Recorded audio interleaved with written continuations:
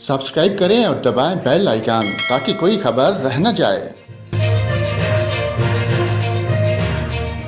नाजरीन, बाप को बेटे को गिरने से बचाते हुए मोटरसाइकिल चलाने की वीडियो वायरल हो गई।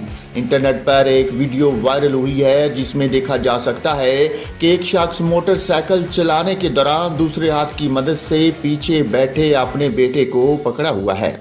Photo and video sharing app Instagram पर पोस्ट की जाने वाली इस वीडियो के कैप्शन में वालिद की अजमत के हवाले से जुमला लिखा गया है।